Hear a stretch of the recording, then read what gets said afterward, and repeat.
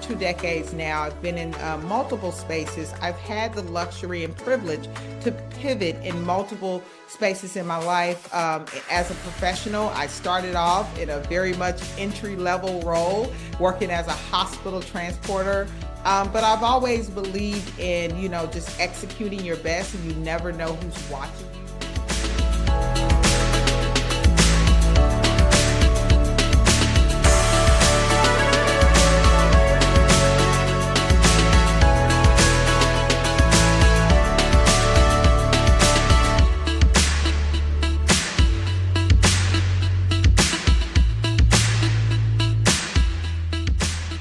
You know what?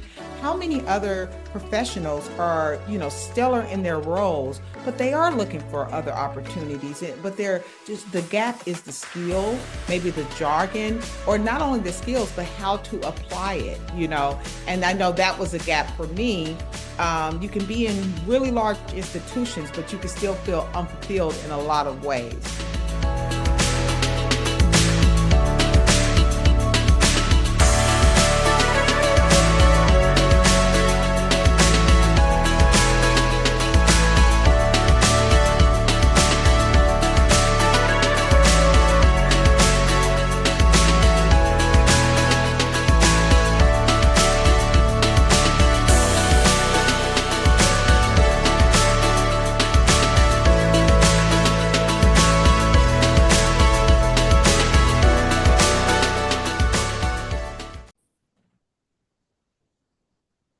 Okay. Excellent.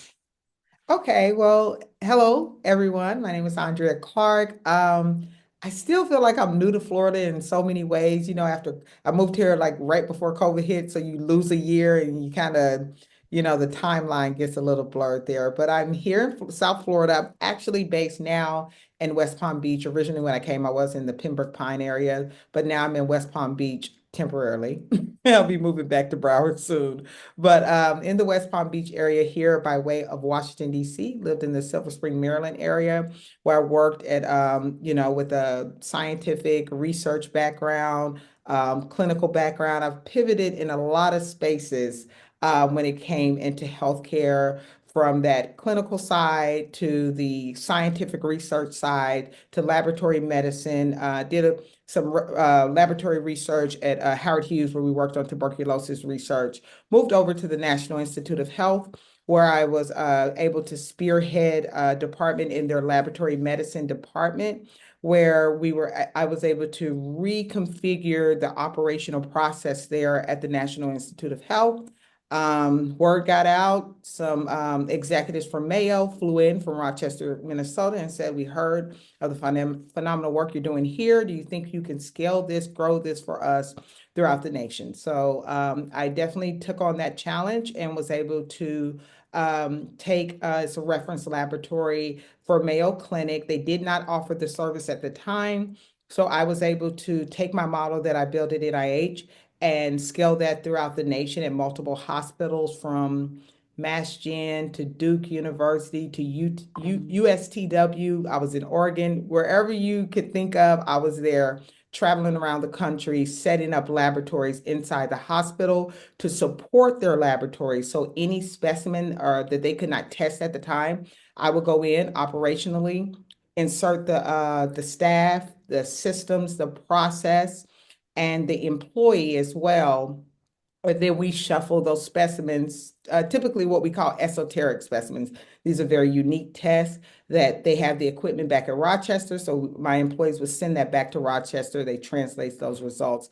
And I managed all that from the comfort of my home in Washington, D.C. So after I was expecting a phone call also in case. Oh, okay. Not a problem, Jason. So if you drop off, that's fine. Thank you so much for letting us know. So after, just all of the logistics, operations, the senior leadership and executives, I was actually up for a promotion. For my boss wanted me to take his position now. So I was up for a promotion. They were priming me. When you're in the lane, you kind of know you have the job. They're just priming you for those positions. But I got to a point where I realized my yeses were expensive, meaning that everything I said yes to, it came with a sacrifice. And I was at a point in my professional trajectory at that time where I was really being more mindful of what I said yes to. And I wasn't necessarily chasing necessarily just the title and another big promotion and another gated community to live in. I really wanted to align and make sure that this next move, I was more strategic. Just as I was strategic in organizations to propel my career, I wanted to kind of turn the mirror and make sure I was putting myself at the seat of my own agenda. And at that time, I don't want to say unfortunately, but at that time, my vision no longer aligned with the mission of where Mayo wanted me to go. So instead of taking that next um, even higher role, I decided to resign and kind of reposition myself. So and I say all that to say, as I was in that space of operational logistics, everybody was like, "Oh, you're doing a great job. You have so much respect in Rochester," and that was great. You advanced in the first year. I did increase the revenue over 400%. But I noticed that it was some areas that I was blocked out on, and I didn't have the real visibility at certain conversations that I needed for me to grow in the direction that I wanted to grow as a professional, So when you come to me and say, "Oh, you increased our incremental revenue by 463%," I know that's good, but what does that really mean? Where do we really get those numbers? And what does that look like holistically, right? And what I learned, a mentor told me, you should always let your work speak for yourself. But what I learned in my professional journey, your work should speak for you, right? Because if your work only speaks for, people are only seeing you as for the work you do, they kind of box you into that task and then because it's beneficial for them, and then you kind of have to make more strategic decisions on how to unbox yourself out of that so you can break through certain ceilings to give yourself the real advancement and the skills that you need. So like I said, that was kind of the I guess I'll say brainchild of this Lead with Impact program, because I know that, yeah, you're doing an exceptional job. A lot of times we're so focused on the mission, especially if we're in big, reputable organizations. But what is the mission of you? And is that really in alignment of where you see yourself in the next 5 to 10 years? And if it's not, then that's why we put this workshop or summit really together to really give you the visibility to unbox yourself, right, from the tasks that you're doing and go sit at the table with other experts in the field so you can get visibility and jargon so you can have a more broad 360 overview of the organization, and then you can be more strategic on where you want to land. I always say you are still in the business of you at the end of the day. Sorry if I was No, that was long-winded. eloquent, what you stated. Now, I want to open the floor up and for Sheree, because we want to understand what your interest is and to make sure that we are aligned and that you would gain exactly what your expectations are, if not even get a higher return on that expectation. So if you don't mind, if you can come off of mute and just speak to us one-on-one, I'd appreciate it. Um, yes. First, I want to say thank you guys for setting up this informational and Q&A. This is really going to be really helpful for the future. Um, I'm actually quite interested. Well, I'm in the figuring out stage. I'm trying to figure out, I mean, I'm still in school. All I can go off is the courses right now and saying what I do like so far, which is operations, patient experience, and I believe I really would like quality improvement as well. So those are just a few that I'm really like looking at. I'm probably also going to be interested in project management as well. Um, so those are just a few things Mhm. that I've been, inquiring and looking at. So So you're yeah. still in school right now? Are you in a advanced program or are you still in your bachelor's or? I am doing a dual master's degree at FAU. Oh, Yeah. For healthcare administration and business administration. nice. Nice. I Yeah. like that. Mhm.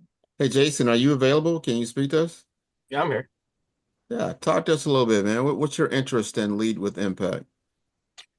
For me, it's kind of seeing the different ways you all probably bring, as you mentioned, kind of those takeaways, um, for individuals in their professional development growth stage. I mean, I see it all the time. I mean, even with NHSC, we kind of been missing the mark with actual professional development, at least in the last couple of years, with actual like professional development workshops, to build like hard or soft skills. It's been a lot of educational sessions and discussions and things of that nature. So to be able to see a platform bring that back, because I don't see it too often, I think that's pretty impressive.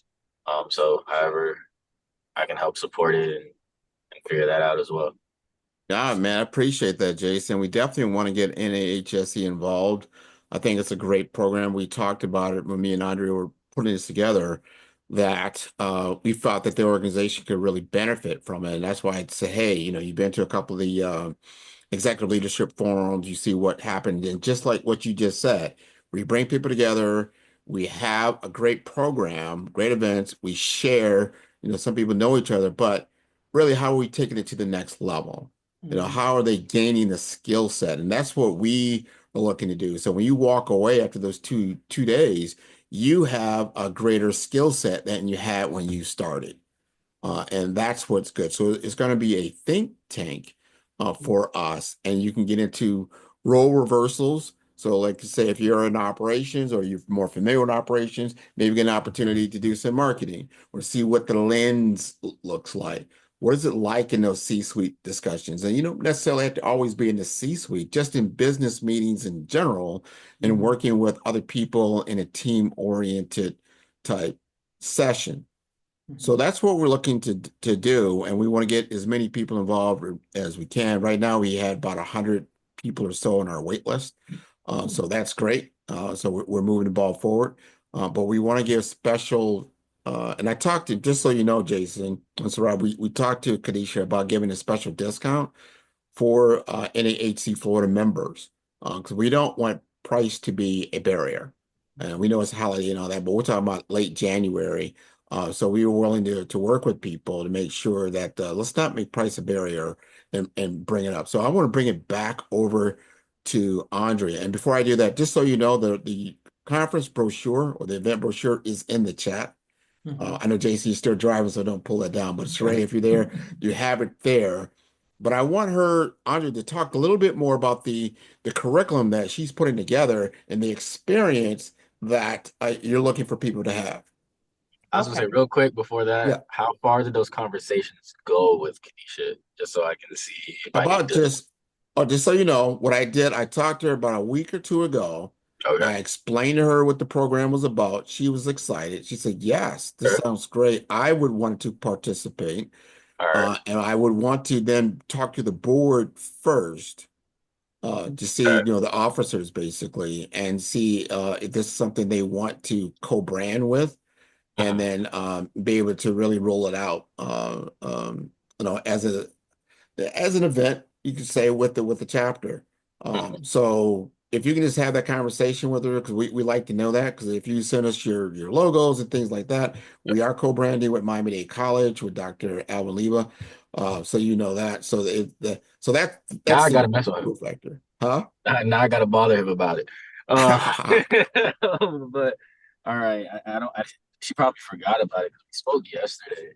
Not yesterday, Monday, because we usually have our meetings on Mondays. So I didn't hear about it, but I know we have our board meeting coming up. So maybe she was bringing it up then. Um, because it's only me and Ashley on those calls. Oh Me, Ashley, yeah, and Andrew yeah. on those calls, so it's not probably enough people to make real decisions. Um, so she's probably going to bring it up then. So I'll just keep a lookout for it because I was gonna say I can't make decisions by myself right now, Oh but no, no, we for understand the 2026 for process. sure. But Yeah, we I do got you. appreciate the interest. And I want, just share with the board candidly. And I don't even have to be on that call. I don't want to be, an influencer like that. But letting them know, like, hey, we need something more than just our standard events. We need some takeaways and some skill sets. Mhm. And these are, if you really look at it, these are NAHSE members that are doing this. So with Latasha Barnes up there in Orlando, You Yep. got Dr. Alan Leiba down here at Miami-Dade College, obviously myself. And if you look at, I don't know if you guys looked at all the people that are now signing up in the LinkedIn events, but you see the caliber of people that are there. A lot of them are our members or not. So it's a great way to do some recruitment for the Yep. chapter as well. Like I said, I'm all for it. I can't speak for Kadisha in her case. I try to make sure she has a top level decision. If you all are still doing it in 2026, by all means, whatever I can do to start that off, Well, yeah, I got hopefully we'll you. continue for a longer time. Yeah, no worries. But even then, man, it's a group decision. You just got to see Yeah, if there's alignment there, if there's something you guys want to take on. As I told her, we're not asking for monetary commitment from the chapter. It's just a matter of co-branding, and we appreciate yeah, that. And then individually, people can then opt in. And I Mhm. think yeah. that's a good thing. So we don't want price to be a barrier. We work with people to make sure that they can have this experience. Yeah, Gotcha. that's good. And that's good to know, Jason. Thanks for sharing that you said that you're happy to hear that we're bringing that continuous um, uh, education back kind of to the front forums for professionals, whether you're early, mid, or even those senior levels, or breaking through those next glass ceilings to be seen as the executive. And I think that's very important because, as you go higher up on that corporate ladder, you become busy. You become bogged down with a lot of responsibility. Your calendar is full, but a lot of times we forget to kind of take a step back and see what new skills, new jargon, new techniques, new insight that we can employ so we can kind of move the needle forward. So that's really good. And I just want to look here. And do I have the sharing capabilities? Yeah, you should be able to share. Go right ahead. Okay. So I just have this on a PDF just to keep, wait, hold on just a second.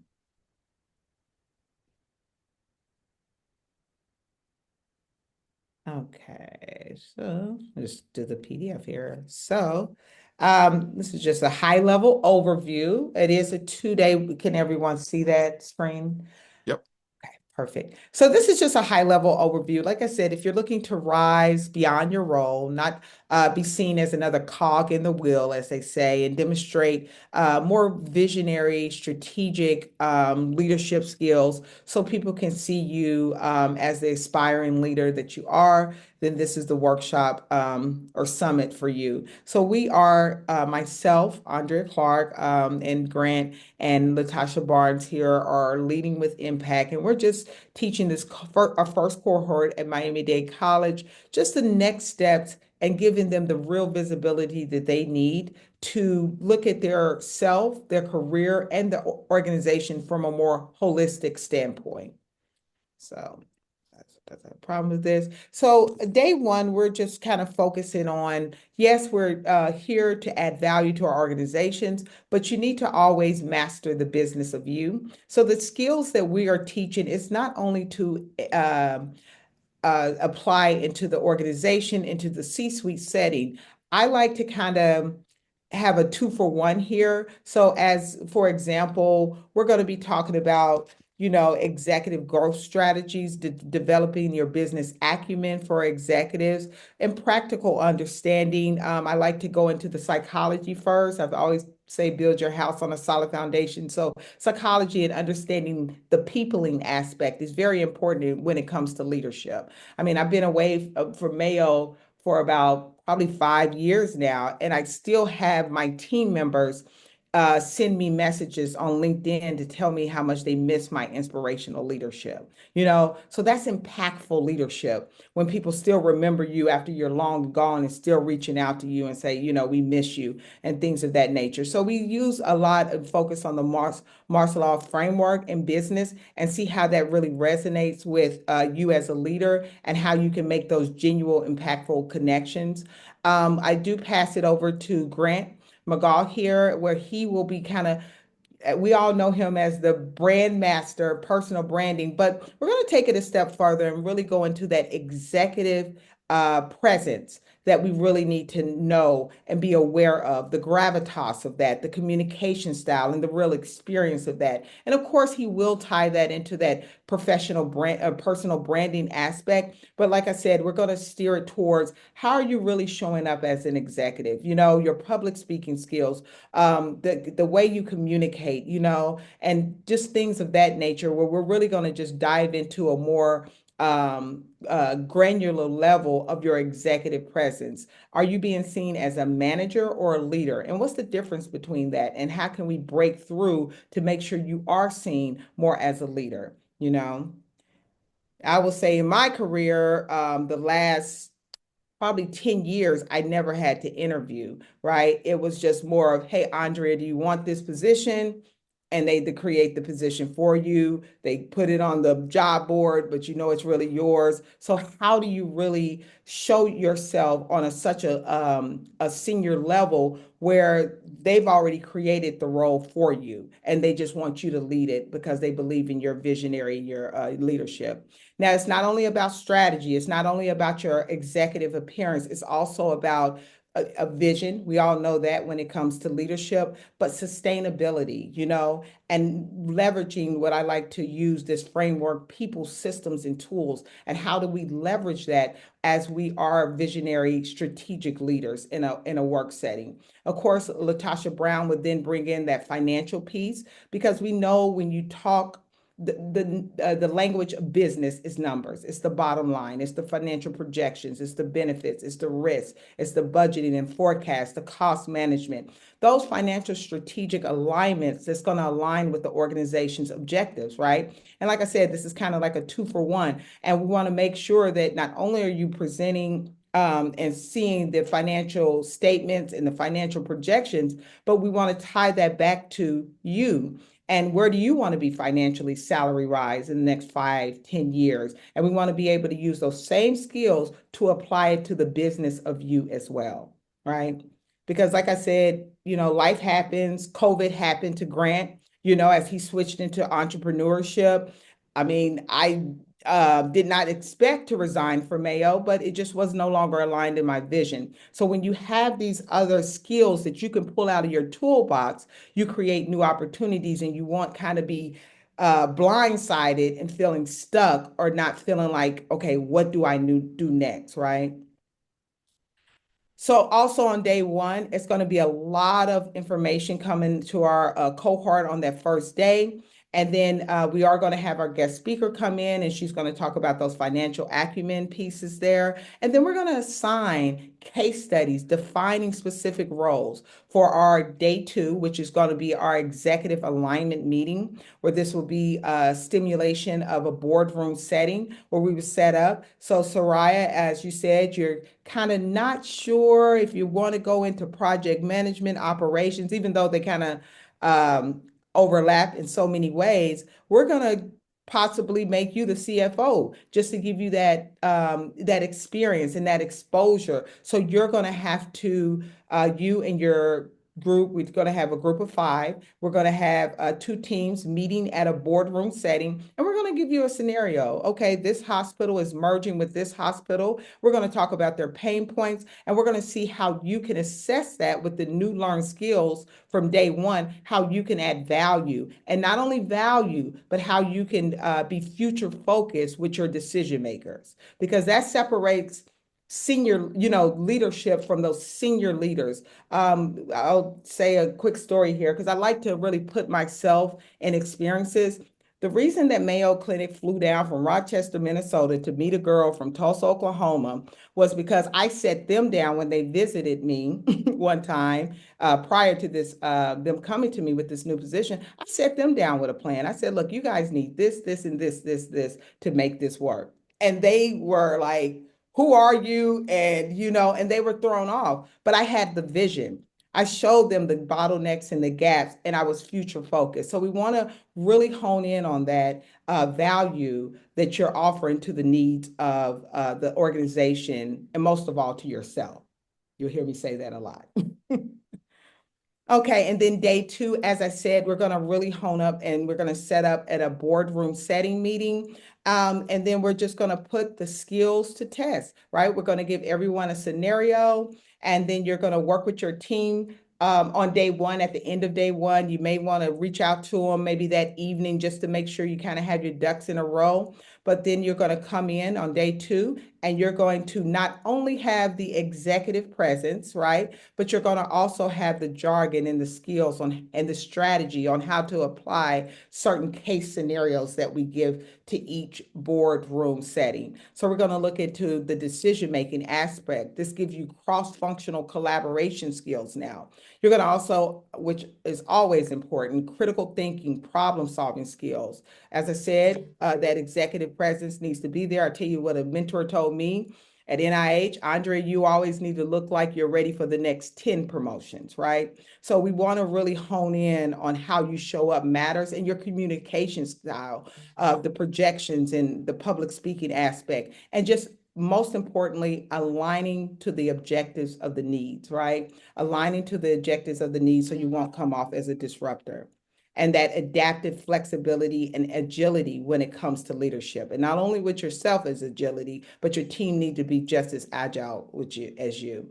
And so, as I said, this is our team member here. We have Grant McGaw. He is going to teach us that personal branding aspect from an executive presence standpoint. Myself, which I will be teaching more of the strategic leadership and how to really, I hate to say sell, but sell the vision to the team, right? My team moved mountains for me, right? Went above and beyond. But how do you get your team, right? Because you're only as good as your team as a leader. I feel like, right? You have to have a team for the task. But how do you get your team to buy in so much, especially kind of the younger generation where you have to keep them stimulated constantly? How do you get them to buy in so much to the vision where they blow you away and go above and beyond, and not just kind of just hitting those basic benchmarks. So I'm going to teach you more about the strategic leadership and certain frameworks that can be applied when it comes to leadership, vision, and sustainability across the board. And then, as we said, we have Latasha Barnes coming in, teaching that business acumen, financial acumen, understanding your margins, the strength-based strategies, financial literacy, market awareness, and building influence. And after we've had our wonderful executive alignment meeting in that boardroom setting, and you've put those skills to the test, you've networked and collaborated with other like-minded, high performing individuals such as yourself. Now it's time to wind down with our executive chef, Kimor Awash.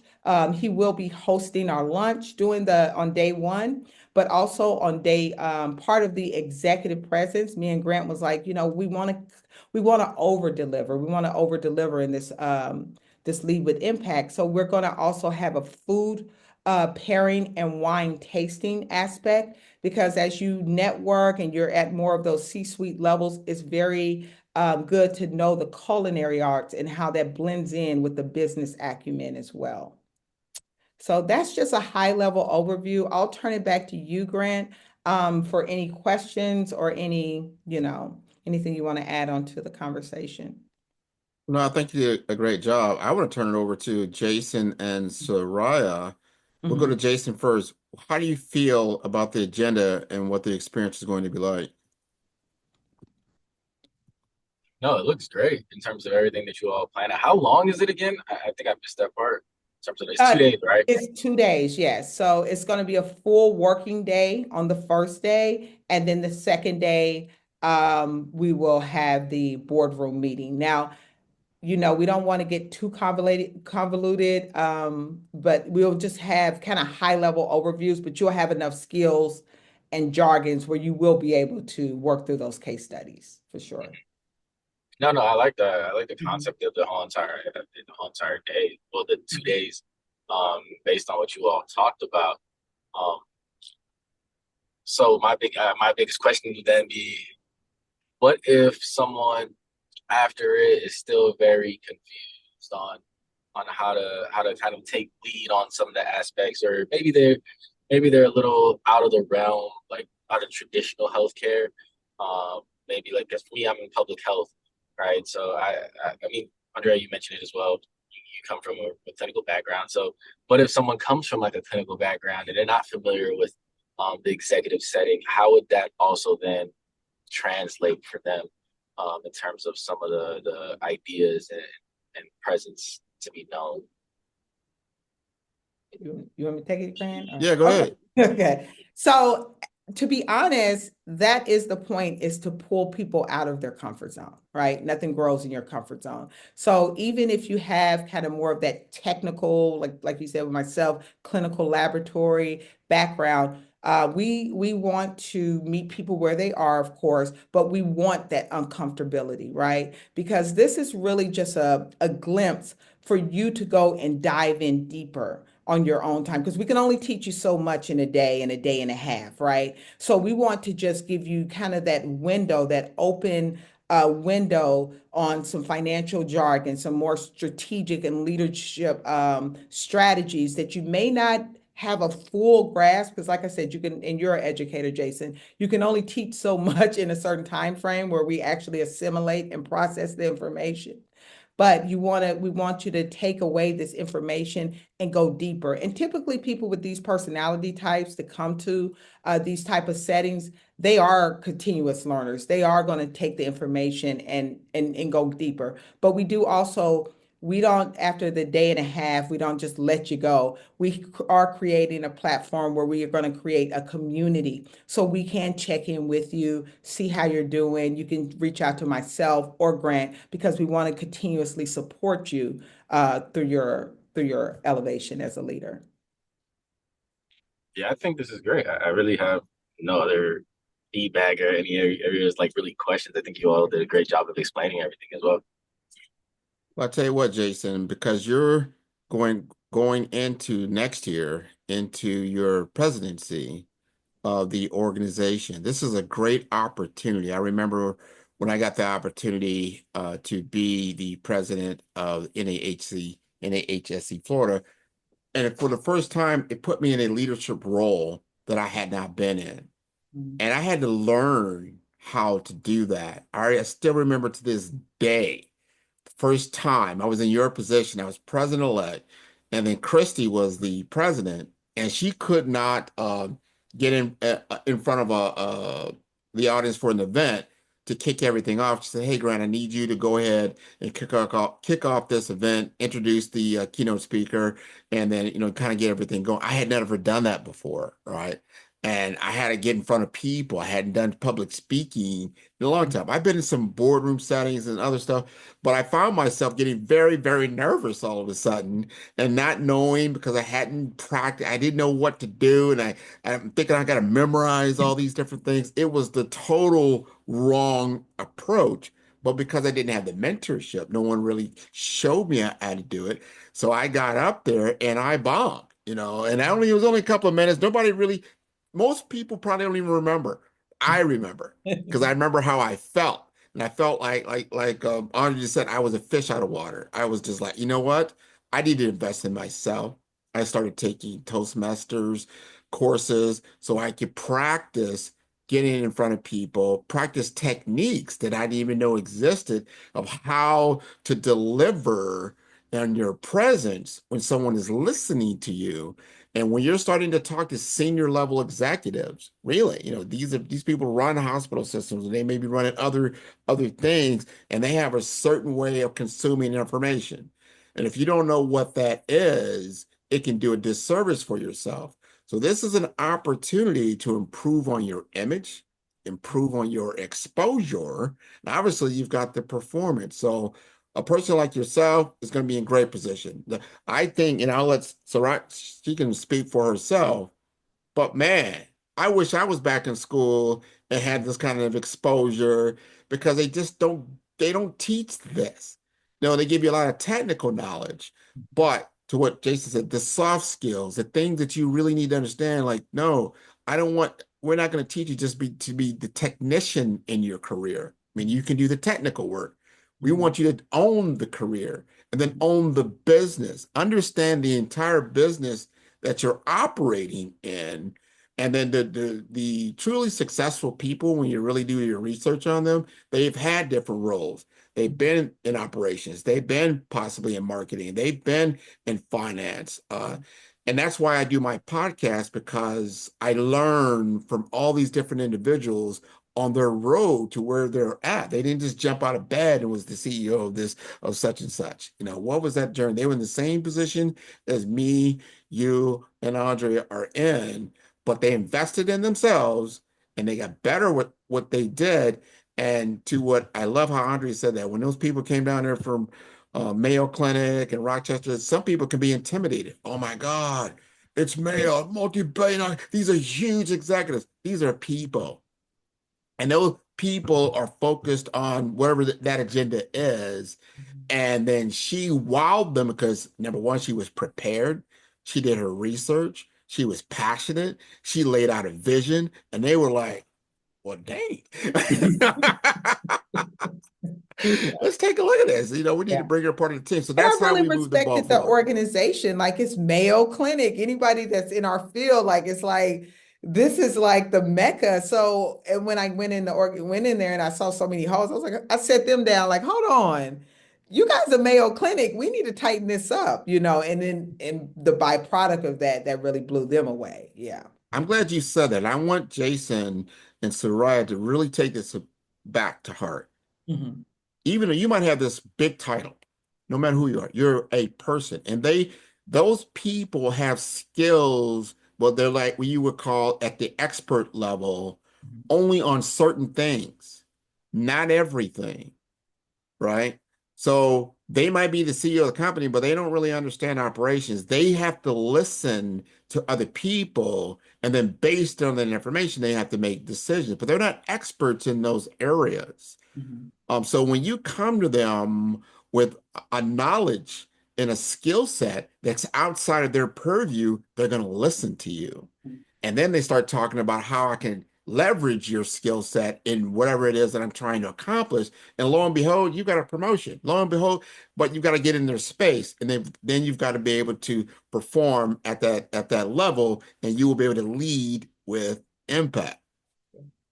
Yeah, that's good. It's So it's Jason, interesting. Go that's ahead. I think I like what you said because that's what I want. I want the uncomfortability. I want them to be like a fish out of water because that's where the growth happens. If they get in and they're just like, you know, and it's no, we're not disrupting anything, then you know, I don't feel like we're really giving the value there. Yep. For sure, I agree with everything you all are saying. It's funny that you mentioned some of those things, Grant. I'm gonna give you probably a little testimonial, so it's a good thing that this is recorded. It's two things really. It's gonna probably be a little selling point to Sarai here as well. So I mean, the big point. It's kind of funny that you mentioned the last part that you just talked about, Grant, with the idea of those individuals having certain skill sets. That I teach research classes at Nova, so it's interesting because that's one of the things I lead up with when I first talk about research classes, because one of the biggest things is students are scared to think that they know something, right? Especially in a research capacity. So I tell them, I'm like, hey, I have a PhD. Cool. That means nothing, though. I know a lot about one thing. Great. Whoop-de-doo. But at the end of the day, you may know more than me in something else. And that's how I lead them talking about their presentations and their research projects. I'm like, I learned that when I had to defend my dissertation. I tell students all the time, like when you defend your dissertation, anybody and their mama can show up to that dissertation defense. You can be in front of 10 people or you can be in front of 2,000 people. So you have to be confident enough to know that no one knows this better than you, like no matter who walks into that room. So that's interesting that you brought that up, Grant. But going like further back to what you were saying, and this is going to be like the little testimonial part. Again, you can use it if you want to. As part of it, I remember back in Stars, I took away something that you taught us in the branding part. This was all the way back in like 2018. So back in not when it was Nasi before the agency, but when it was Nasi Stars, what we had, you mentioned some techniques for public speaking. So I was like, oh, I could have never told you had an issue having public speaking prior. And one thing I actually took away that I use every time I talk is movement. So I do that every time I talk. When I'm presenting, when I'm teaching, I have a clicker when I have classes. Like literally I tell them I move back and forth when I'm presenting because one, it keeps you not thinking of the actual nerves of public speaking. And then two, it just keeps you engaged with the whole entire room instead of being in one spot. So I've taken that away from you presenting before Grant on that specific topic. So I do thank you for that. And again, by all means, you can use that as well. And then, Sarai, that's a telling point that there's a lot of information that you can pull to use in everyday life. Man, that's golden nuggets to my ear because you don't know how you influence. Talking about influence, part of personal branding is influence. How do you influence other people? But you don't always get the feedback, right? You don't realize how you influenced individuals in meetings, one-on-ones, group presentations, and you leave, but yet that information is still there. That information is still there. And you, what I love applied knowledge. I'm a physics guy by heart. People don't realize that. I'm a really kind of a introverted techie, but I don't let that out the box all the time. But that's what I am. But in physics, why I loved it, and I got a C in it. I wasn't great at it, but I loved it because it was about applied knowledge. It wasn't just theoretical, and it wasn't just mathematical equations where 1 + 1 = 2. In applied knowledge and in physics, they say, hey, 1 + 1 = 3 and prove it to me. And you had to go through this whole process of critical thinking of making that equal 3. And it wasn't about getting the answer right. It was about your process that you arrived at that answer, what they was looking at. And if you had the better process, that's how you got graded.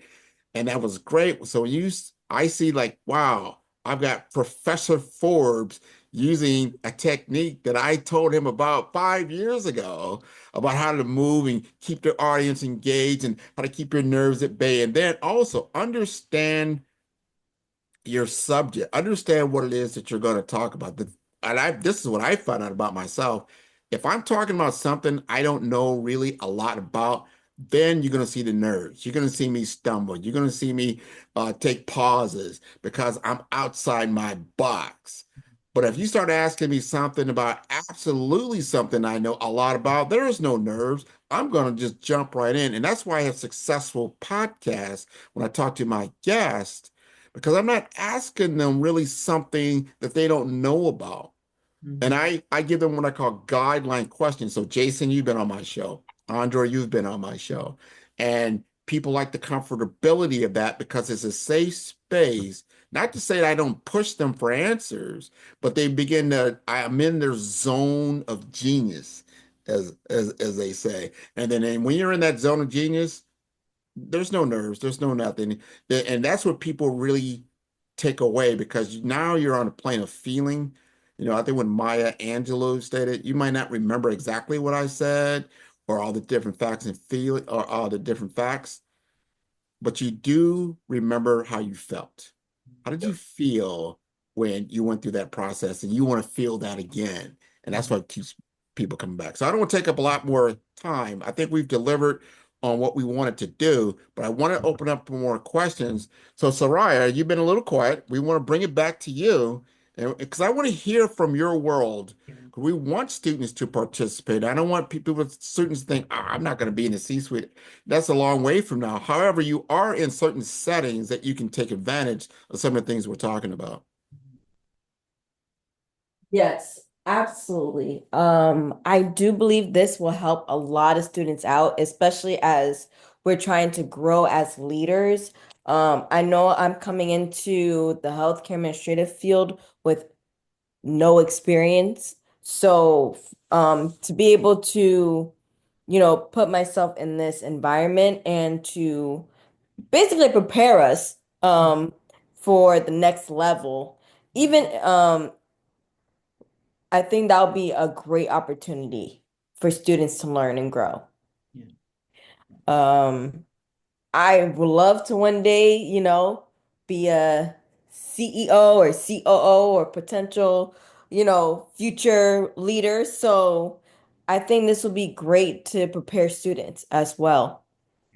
So, I like Yeah, that. Yeah, go ahead. thank you for that, Sarai. It gives you more of a top-down look when it comes to healthcare and all the disciplinaries and the branches and what the interconnections of it and how it works. I always say, and Grant has heard this story 1,000 times. I started off in healthcare as a hospital transporter, but when I kind of got my rhythm in it, I realized I love science, I love people, I love, I just start uncovering so many layers. And sometimes in my journey, first generation, whatever the case may be, is my background. It felt like I was drinking water from a fire hose. It was just so much. So this is kind of gives you that bird's eye view of what to expect. So you can kind of put some pieces in places, or, just thought wise, critical thinking wise, problem solving wise. So you can see, oh, wow, this is what it all encompasses outside of just me having that MHA degree or my PhD. These are other gaps that I can fill as well in the organization instead of kind of taking it head on like I did. Well, and you bring up a great point, and I love what both Jason and Soraya are bringing to the table. Mhm. Because when I look back, and right now, what I learned from people don't even realize that when I do my podcast with certain individuals, like I just did one with the president of the NAHSE, or the chair. He's actually what he's called now, the chair, Herb Buchanan. Yeah, so Oh, I'm glad, because they're dropping golden nuggets about what it's really like to when you are ascending to these levels and then maintaining at that level, and then you're transitioning, because those roles only last 3 years for a CEO. That's the average tenure of someone in that role. But what do you have to do to perform in those roles and all these other things? And a lot of it will come back to, and I've talked to a lot of different people, you will not know your full potential of what you can be without high quality mentoring, high quality coaching. Anyone who's performing at a high level, I don't care if they're in sports, they're in entertainment, they are in business, they have a coach that helps them to bring out their full potential. And I think that's some of the disservice we have done in our community, for the most part, is that we feel, hey, once I get my education, I've got my stamp of approval, I'm good. And I would tell you, talking to people at Deloitte and other, senior managers that hire people, like, those are table stakes. They expect you to have a degree or an advanced degree. That just gets you in the door, but that doesn't get you any further than that. So if you don't have high quality coaching to know, I need to be on the other side of the ball. I need to understand. And I always go back to the Andre story, because she's told it so eloquently, that she went above and beyond to understand whatever that project scope was. And when those people got there, that she was able to articulate a vision they did not expect. And she demonstrated a skill set and an expertise they were not looking for. And that's how you advance in the world of business, and that you're bringing that value. So we want to bring value to everyone here. We also want to wish everyone happy holidays. We're going to continue to have these types of live Q&A for people that want to be interested in the program. We also look for brand advocates. So we would love so Sarai, as a student, tell everybody, like, hey, if you want to take your career to the next level, you want to get started, if you want to break open, because yeah, we have our paper, but who's going to hire us? Because we have to demonstrate value. How do we do that? Tell them about this is an extra course. Yes, it costs money, but we're not going to let price be a barrier. Let's talk to people. Jason's World, man, you're at Nova. I love Nova. You're doing things. You're with NAHSE. We want you to be a brand advocate. Like, look, if we're really going to, what's our mission? What's our vision? What is our values? This is the embodiment of that. Let's take it to the next level, and let's drive this thing home so we can make an impact in 2025. That's my show. I'm out. I mean, by all means, I can connect you with someone that I've been working with recently at Nova. He's in the College of Business, though, and the College of Allopathic Medicine. So he might be a great asset for you all to lead something there. Absolutely. Just because I'm planning an NHSC event with them for February, but they always look for different ways. That's probably the better college. Not throwing shade at where I'm at Nova, but that's the more invested college with extramural kind of activities. Like they're a platinum sponsor with ACHE. They're Mm-hmm. involved in a lot of various things. So a lot of their members, like Kenneth, Rochelle, like all of them are super involved in community aspects. So I can introduce you to one of my friends and colleagues there, um, Dr. Will Hawks, and maybe you Oh, all can nice. plan something together to have an event or even something like around the lines there as well. That's it, man. It's about workshops, and then, and like I said, driving home and having a skill set that they walk away with. And if they look at their curriculum, you look at the Nova curriculum, the FAU curriculums, FIU, like, you know what, we really don't have this. Let's bring this in, co-partner, and then allow us to deliver. And we'll let the results speak for themselves. We'll let people like yourself and Sarai speak with, like, hey, did you get a key takeaway from that? And I'm gonna tell you right now, man, 5 years ago, stars. Look at the star. Look at Jason now. He's a star, you know, and he's Right. able to take knowledge that he got and he applies it. And that's what I'm about. It's about applied knowledge. So thanks for that. Of course, man. Of course. All right. Well, you guys, happy holidays to everybody. We'll definitely want to keep the conversation going. You've got our contact information, so reach out at any point in time. When you're ready, definitely take advantage of the early bird special, right? Because it ends on December 31st. So if you can, go ahead, make a deposit or pay for the whole thing so you get at that $4.99 level. Don't wait till it jumps up to $7.99, right? So that we're trying to hold that rate as much as possible. That's why I really want to get to the NAHSE. We want to hold pricing for our key members and associations that we have, that so they can take advantage of this. Mhm. Yeah. Sounds good. And I just want to thank you both for taking time out of your busy schedules to join us today and just give us feedback and just a very fruitful conversation for myself and Grant, that we'll take your information and kind of, marinate on it and see where we can apply it so we can, it's all about building value. And like you said, no matter where you're at in your career, starting out or just trying to go to that next level, we all are only as good as the quality of our training and as our teachers. So thank you both again and happy holidays to you. Thank Thank you. you all. Happy holidays as well. Happy No problem. holidays. Bye-bye. Bye-bye. Bye.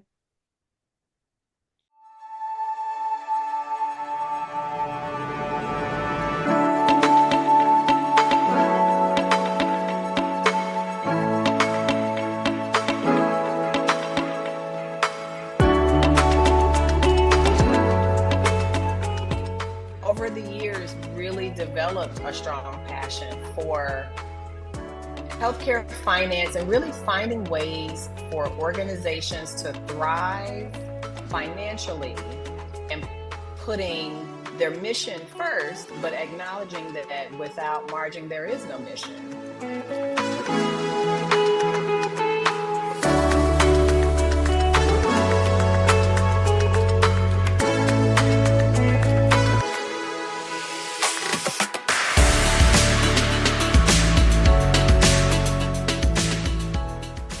The value I gain from the multidiscipline professionals that are going to be included, the value that I gain from the cohort I'd be a part of, and all the learning, the diversity of thought that's going to be at the table, and the opportunity to stretch yourself in the pursuit of better knowledge that's going to propel your career.